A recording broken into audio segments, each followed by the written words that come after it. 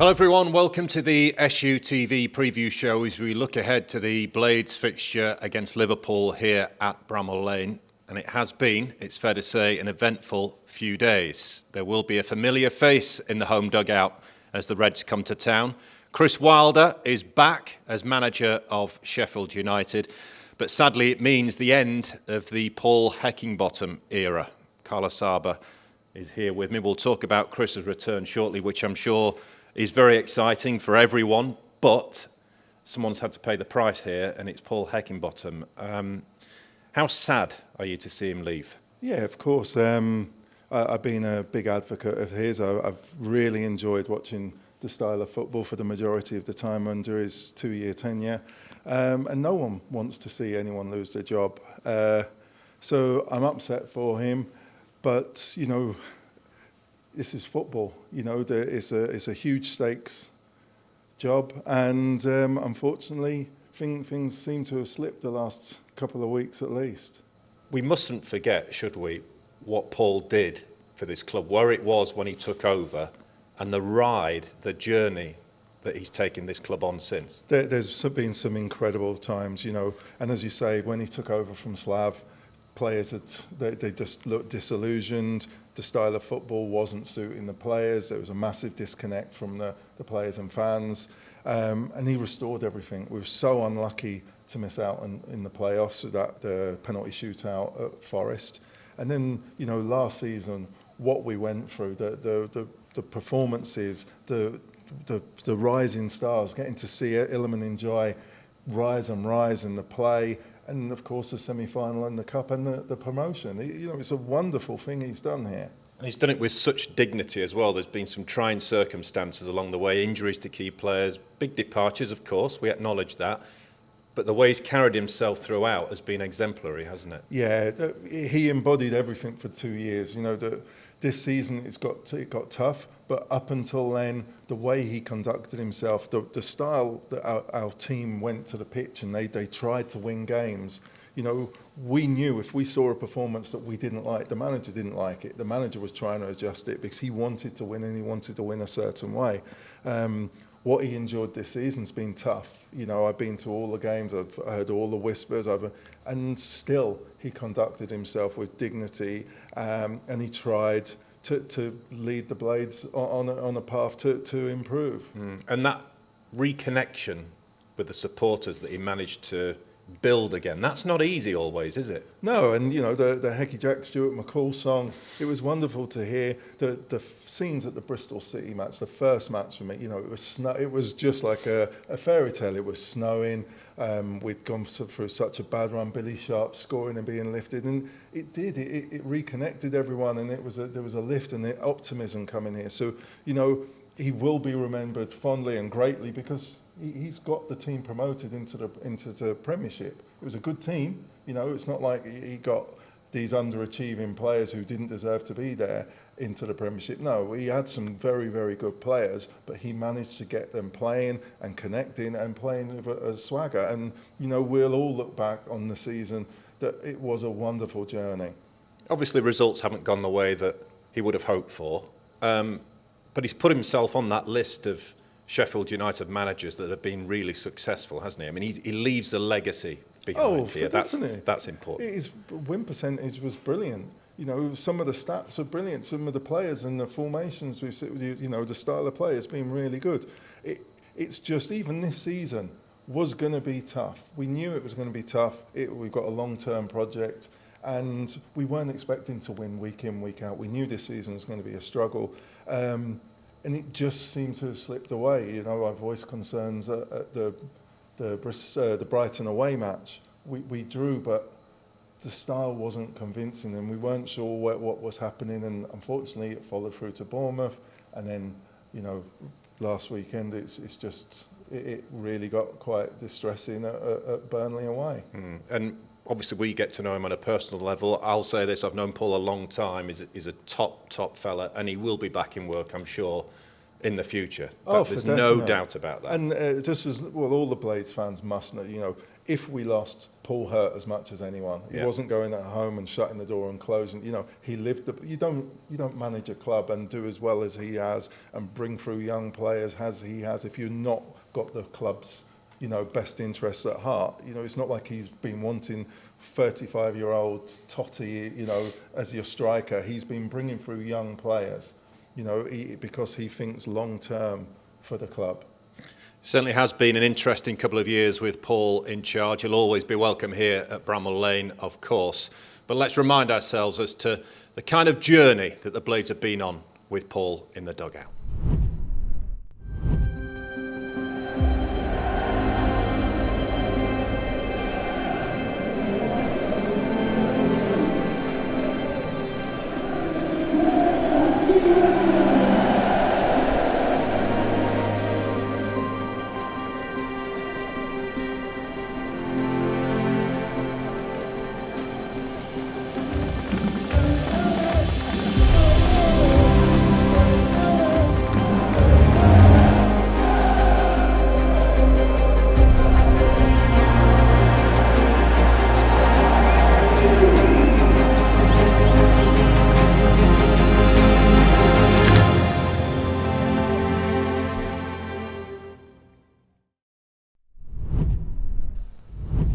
Well, some great memories there, and of course, we wish Paul all the best in his future endeavours. But there is a new man, or old man, back in charge. Chris Wilder is back at Bramall Lane. I've always thought it would happen, but it has happened. What's your initial reaction to Chris's return? Well, he is one of the all-time great Sheffield United managers. There's no discussion in that. What he did in the first season in the Premiership was revolutionary. You know, you had coaches coming to watch, trying to replicate our style of football, the players he brought through. It was wonderful. His press conferences, everything. Obviously, I'm going to have to keep watch myself and make sure I don't get on the wrong side of him. But yeah, he's a wonderful manager. He knows, you know, what's needed. And for me, I feel there's been an unfinished business. You know, the owner and Chris have this mutual respect of one another, and it's as though they're looking back at what they did in the past, and they want to better it, and they think they can better it. And you know, for a Sheffield United fan, I think you've got to be really excited because these two people are now converging on the same outlook, and it's going to be really, really exciting to witness. I'm intrigued to see how this goes. What do you think his remit will be? I don't think he's going to be handed a £100 million budget in January, but the fact that he's coming in, you know, and it's not a snap decision. It will have been discussed, and he is bought into the long-term view of the owner. So I think the remit is to compete this season, you know, have a direction, and you know, whatever happens next season, if we do go down, it's for this group of players that we end up with in the summer to be competitive. It gives the manager a long time to assess who he wants here for next season and who's deserving. You know, we've got 18 players out of contract. So these appointments now, that if you're giving new contracts or if you're bringing in new players, this is a really huge decision and huge direction for the club. So I think his remit is to stabilise things, get some passion back in the players, because it had got a bit passive. You know, everyone knows I'm a big fan of Paul, but it had got a bit passive, and the players need to really, really work and show the manager they deserve to be here. What about his approach, the style of play? Because obviously he became synonymous with the overlapping centre-backs. I think it's safe to assume that probably won't happen, at least in the short term. If he does want to go back to that system in the future, who knows? How do you think he's going to attack this? I have no idea. You're talking about one of the and best... that's the fascinating thing about it all, isn't You're it? talking about one of the best coaches in English football. He is. He's shown us he is. Now, is he going to try and replicate it? Has he been thinking of a new way that he wants to try and do? But what you know is he's going to have his vision. He will have positions marked out for certain people. I'm really intrigued to see what he has lined up in January, because you would have thought he'll want some additions in. And just to see, you know, first match, will he be in the dugout against Liverpool? Will he be watching from the stands? That's an interesting one, because some managers might want to distance themselves. But if I know what I think he'll want to be in the dugout and wanting to turn things around immediately. So it's just exciting. And the fans, how do you think they'll react? Well, they've got a new manager who they're going to get behind. You know, even if you're one of the staunch people who didn't want Chris back, and it was a bit split, he's now our manager, so they're going to be fully behind him, because that's what we must do, and I think he'll revel in it. And the passion, we need the passion. So short term, I wouldn't, Liverpool are going to be coming up against a Bramall Lane that's going to be rocking. Remember, Chris's last tenure, it ended in COVID. Yeah. We didn't have the rocking atmosphere, which we had in the successful the season when we finished ninth. So I feel a lot's going to change. He knows what the fans believe in. He knows what the fans want to see, and he knows how to get this place rocking. And Liverpool will come on to a little bit later, but I'll just touch on it now because he couldn't have wished for a tougher start, really. Liverpool at home. But do you think he will treat this almost like a cup tie, and we'll have to treat the remaining games as cup ties? Does that have to be the kind of mindset, do you think? Well, I've been saying all season, every match has to be a cup final, because it's so hard, this division. If you're not exactly technically able to match him, you've got to give the desire and the hunger to scrap for everything. He's going to want that from his players. He's going to be saying, look, this is a cup tie. You go out there, you've got nothing to lose. Everyone's already relegated you. Sting them, hurt them, make them want to come off the pitch thinking, gosh, I don't want to come back there, it's terrible. And if he wins on Wednesday night and he's there, he'll ride off with his white horse from the car park. It'd be brilliant. He'd be sliding down the touchline, that's what he'll be doing. Incredible, and that's what we need scenes now. You don't want what's happened at the Bournemouth match, where you've got an expectant crowd turning up to a critical match and not having anything to cheer until Asaba comes on and starts scrapping in the 80th minute. We need Bramall Lane atmosphere. We need the fans engaged. It's a huge part of what makes this team successful, and it was a huge part of what robbed Chris of his second year in the Premiership with COVID. It's going to be a fascinating ride. No matter what happens, it's going to be entertaining as well. Let's hear from the man himself. Chris Wilder is back as manager of Sheffield United. Here's what he's had to say about coming back. Chris, welcome back. How does it feel to be sitting there as manager of Sheffield United once again? Yeah, a bit surreal really. So obviously it's happened pretty quickly over the last sort of 24 hours. But delighted to be back. I'm proud to be back and to be given this opportunity to help more than anything. There is a saying, isn't there? Never go back. Was there any trepidation at all about coming back? No, I think I've talked about it before. Even in 2016 when.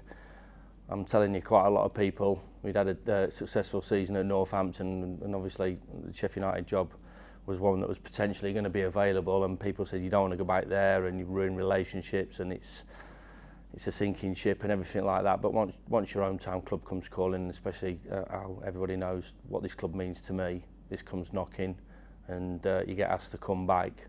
It's something that was never in doubt. So, you know what, Paul, as well, I don't really go along with that, never go back. There's been enough managers that have gone back to clubs and had successful periods in the second part, and that's obviously the aim for myself going forward.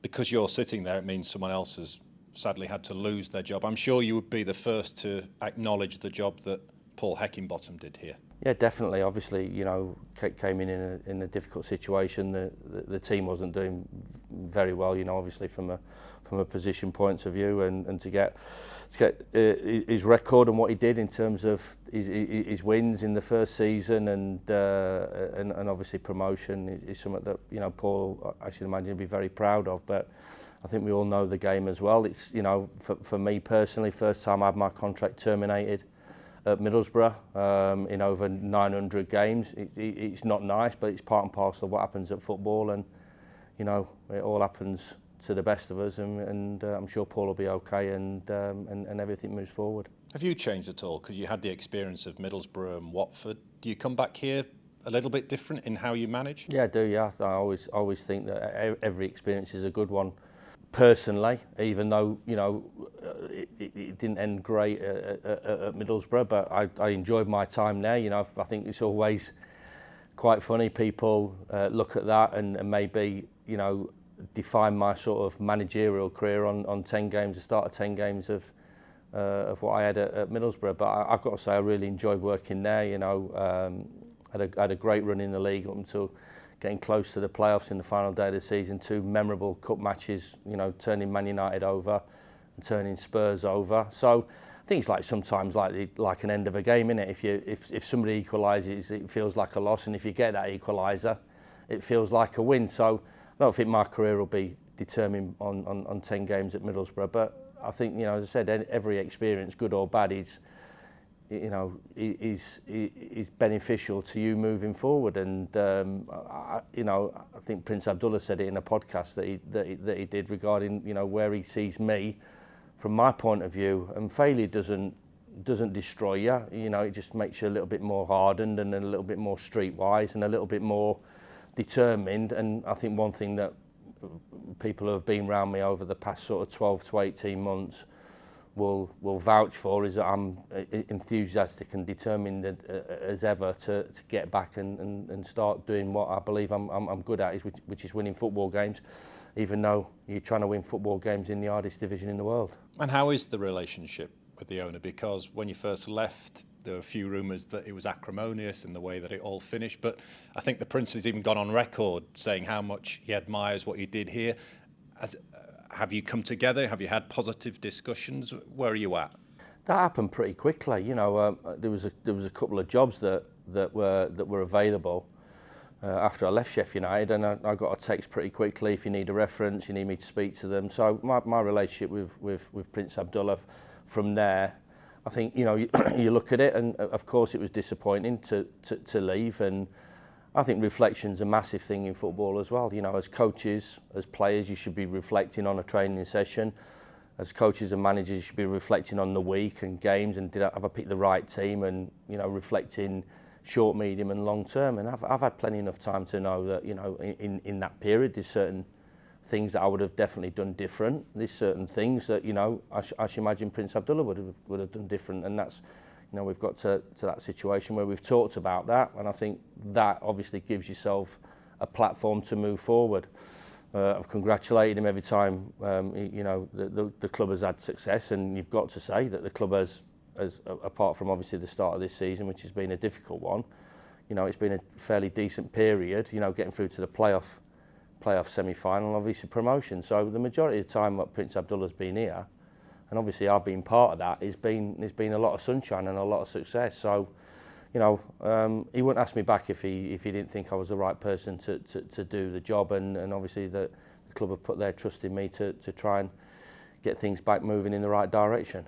Do you see any similarities between the challenge you're facing now to the one that you first faced when you came in first time around? Yes, different leagues, but in terms of what's ahead of you, do you see any similarities there? I think, Paul, there's obviously, the league that we're playing in is an incredibly difficult division, but relatively speaking, the club had 6 years in League One, and we couldn't get better than what we were doing. Mid-table in League One in front of 25,000 people, and culture of the club had gone. There was no connection between any part of the football club, from office staff to players to supporters to board members to staff. Everything was disconnected. Here it's not. It's not disconnected at all. There's a lot of work has gone on from that period right the way through, and admirably carried on by Paul, because he understood the culture of the football club, what it was built on. I'd like to think that I played quite a decent part in setting that culture. But obviously, a change is made because a change was needed in the eyes of the owner. So on that point of view, no, not really. The academy's set fair. We're producing some really good young players, which we always have done, and that was important when I was here last time that we did that. So that was become into fruition of the players that we were producing, and the culture.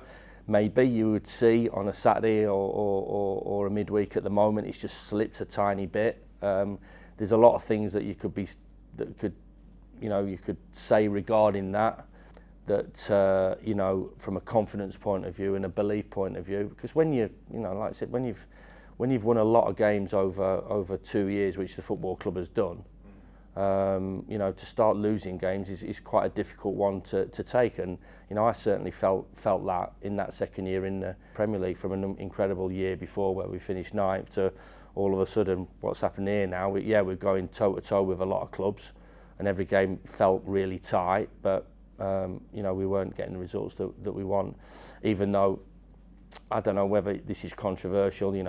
Still for me there's a big asterisk next to that season because of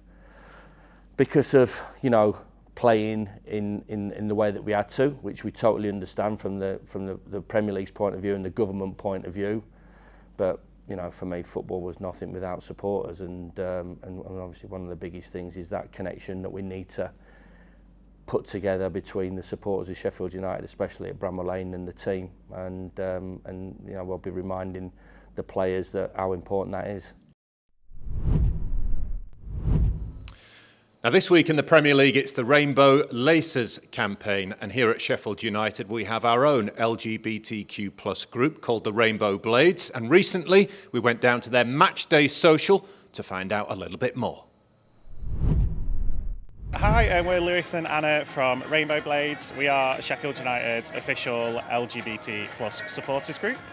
We've been going since April 2020, so just over 3 years now. We're outside one of our match day socials that I think Anna's going to tell you a little bit more about. So we come to Luca every match day for a pre-match social, for coffees or beer or whatever you fancy. And it's really great. We get such a range of families and people coming on their own and all ages. We also do other match day socials, so we'll go to a pub quiz, or we'll go to a board game cafe, or we'll go and see a play. So do come along and join us and find out what we're all about. So we've got 670 members at the moment, which we're really pleased about. Now, these are members who live in Sheffield, who come to the socials every match day, or from across the country, who just keep in touch through we have WhatsApp groups, talking over social media, things like that for our members too. And we're really hoping that we can make it 700 members soon, so hopefully over Rainbow Laces we might see a few more people sign up. To sign up to become a member, you just go to rainbowblades.com. We have a very quick form, and you don't have to be a member of the LGBT plus community to sign up. Of our members, we've got 45% identify as LGBTQ plus, and the other 55% are allies. Allies, just as important as far as Rainbow Blades goes, as far as raising awareness of LGBT plus issues in football and at Bramall Lane. So yeah, we're happy to have anyone. If you're not a Blades fan or you're not local to Sheffield, there are LGBT plus supporters groups all across the country. So hit up your local club and find out what's going on there, because there's some great work going on all across the UK. The Rainbow Laces campaign is an annual campaign that's done with clubs across the country, and as Rainbow Blades we always get a lot of support from Sheffield United Football Club to do things like this and to raise awareness of LGBT plus issues in football, make LGBT fans feel welcome. So what can you do to get involved? Sign up to become a member, but also just show your allyship in everything that you do. So coming down to Bramall Lane and watching out for people shouting homophobic chants, or just standing with the LGBTQ plus community is so important. You standing with us makes us feel comfortable at Bramall Lane, so keep that up.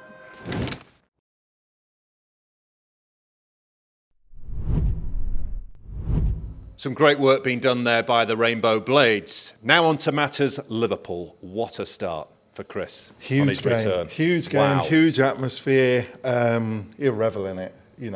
This is it. It's the spotlight's on him, on the club. But what a game for the boys to bounce back. Everything that went wrong and the performance itself at Burnley, that you can't do that. You can't even think about turning up like that against Liverpool, because it will be a cricket score. The boys are going to be fully engaged. They're going to be fired up. They're going to be trying to show everyone that was long gone. They can't do that again. And they're going to be trying to show the new manager that he deserves to pick them. He has to pick them. Incredible occasion this is going to be. Mates of mine who are Blades fans, some of them were like, I'm not sure whether I'm going to bother because I don't know how this is going to end. Fearing the worst, obviously. But now Chris is here. Do you think it's re-energised everybody? Of course it will. It's to come down to this game. you want to see what the manager's approach is going to be. I'm intrigued to see what the lineup is. I put Jack Robinson up top, and just fire it up and scrap. I want fight. I want spirit. It's not about if we win or lose. It's how we go about it. And Chris is going to know this. He will have watched most of our games this season. He will have known that passion, could be improved. I'm expecting to see what we've been lacking. I'm not expecting everyone to turn into Maradona and overlap in centre half. I'm not. I'm expecting guile and desire. Is it a free hit? Well, he won't see it as a free hit. The boys are in this division to compete. They're not there to, we're going to lose week in, week out. They're expecting to get something. You're at home against one of your opposition. It's how we go about it. Make it difficult. We saw against Man City. We've seen against Wolves, we can make it difficult for the opposition. We can impose ourselves, but that's been, it's been the rarity. It's been in little pockets this season. It's about how we get these performances for longer and more out of the players. Some great players on show as well that Liverpool have. They are flying at the top of the Premier League. How do you even think about or go about trying to stop the likes of Salah and Nunez and players like that? The list goes on. Endo. How do you do it? Well, that's why the boys train every day. That's why they're so disciplined with their diets and they're working so hard, because they want to be on this occasion. They don't want to be waiting for a cup draw to play against these. You want these to be your peers. I never had it. I never got to the top level. That's what you do. You work hard so you are of that level, and that's what the boys are doing, and they've got to start doing. They need to, if these players have aspirations of, I want to be a Premiership player, if Sheffield United go down, if you're one of the best Premiership players, you'll get bought and you'll stay in the division. You've got to now show this is your level, and you've got to play the Nunez's. You've got to play these players because this is their level. You've got to compete, but the boys will be driven by this. Of course they're going to be excited. They don't want to show that, I am inferior to him, but fight, work for it. Make these players really work hard to show us their abilities. Physical side, that's what we've got to improve on. I think to Luton, who pushed them all the way, and were unlucky not to get something from that game. And Luton have been a breath of fresh air because they haven't gone about it trying to tippy-tappy. They're not saying, we're in the Premiership, so we're going to try and... We're Luton. We're proud of how we play. We're a hard team to beat. That's what I want us to have an identity again. Because last year we had an identity. We would try and play teams off the pitch. But we got to a level now where we've not been able to play teams off the pitch, so we've not known what to do. I am expecting Chris to give us an identity, and every team who plays Sheffield United, whether they beat us, will come off the pitch and think, that was hard. That's what I want. Well, someone who Chris will know very well is Jack Robinson, of course, a player he signed for Sheffield United, and for my money, one of the standout players this season. Agree? Yeah, he's not done much wrong. 100% fierce competitor. Let's hear from him and his views on the game against Liverpool. Let's talk about your Liverpool connections. Born and bred, they're your boyhood club, and every time the fixture comes around, it's one that you mark on the calendar, I'm guessing. Yeah, it's. I've actually never played Liverpool since I've left, and it's something that I've always put down as. It's one of my goals that I want to go back. I want to play against them. I'd like to see how I do against the top players that I've always looked up to. It's always been a goal. So looking forward to the game. To be honest, looking forward to it. Family and friends going to be over for that? Yeah, they'll all be there. We only get 4 tickets, so only 4 of them could come. But no, they're looking forward to it as well. Long lost cousins coming out of the woodwork. I know. Yeah, everyone's texting me now for tickets who I haven't seen in years, but. It's all fun and games. They all know that this game's massive for me, so I just want to go out there and enjoy it. What are your memories of your time at Anfield?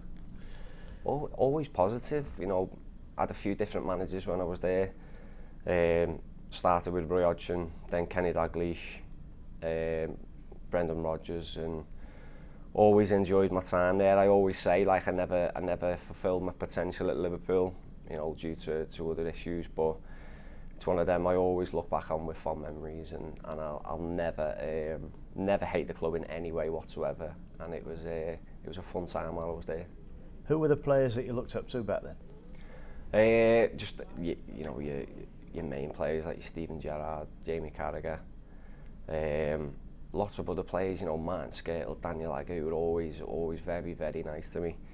And had unbelievable Liverpool careers. So, you know, I come through at a lucky time when there was that many legends at that club. 3 of those players you mentioned, all defenders, were they kind of role models? Have you kind of modelled your own game a little bit on some of those? I think so, yeah. I think especially as a defender, you'd look at other defenders, and Liverpool have always had great centre-backs. So it's something that I've always looked up to there, and as I say, being around them was just an enjoyment for that. You know, I think 5 years in the first team that I was there. And what do you make of the modern day Liverpool team? They were involved in a thriller, weren't they, at the weekend Yeah, against Fulham? Yeah, 4-3 against Fulham. I watched the game, it was an unbelievable game as well. But I've enjoyed watching them since Jurgen Klopp's come in. I've enjoyed watching him, you know, the back to the Liverpool that he was back in the heyday. I think he's done a great job there. He's brought in the right players, you know, that the fans have took to straight away. He's brought in the right characters, and it's worked out very well for Liverpool. Fitness and selection permitting, you'll be making your 100th Sheffield United appearance. It's quite a nice landmark, isn't it? Yeah, I think so. Probably considering the start I had at this club. It was very up and down. It took a while to get the fans on my side, but I think I've finally done that now, 100 appearances in. So we have a great relationship now, me and the fans, and I think they understand what I bring to the team. And yeah, it's, you know, a great honour to play 100 games for this club, especially against the team I've supported throughout my life. In your time here, highlights, lowlights? Highlights have got to be, you know, the playoffs. They were a very good experience, and then obviously promotions, the biggest one for me. That was unbelievable feeling. Just going back to Liverpool, your debut was quite memorable, wasn't it? Yeah, so my debut was the year before, so that was Hull. Last game of the season, not a thriller, it was 0-0. But then I think people mostly remember the Arsenal game. That was my next game, that was the next season. You know, coming on against one of the great Arsenal teams, there's a lot of famous players in that team. You know, Cesc Fabregas, remember him playing. Theo Walcott in his prime. And it was a surreal experience. Just finally, I suppose it's a fresh start in a way, but looking ahead to the run-up to Christmas, and you're going to start getting some wins on the board, haven't you? I think so. I think that's what I mean. Like, you can dwell on the past, but you've just got to look at each and every game as individual games, and you want to go into the game knowing that you can get something out of that game. And no game's easy in this league, but I mean, you look where we are, you can almost say the pressure's off. Just go into the game and enjoy it, because I think that's where you get most of your results if you're going out there and just performing full of confidence and try and get that win.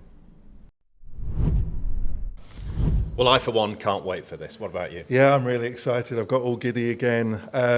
It's the start of a new journey, and I want to see the passion. I want to see the boys scrapping for everything, and I think all the Blades fans are going to be totally behind it, what's on the pitch again. It does promise to be a really special night, doesn't it? You can join Carl and I for the post-match show after the Liverpool game, so do join us for that if you can. But for myself and Carl Asaba for now, we'll see you soon. Bye-bye.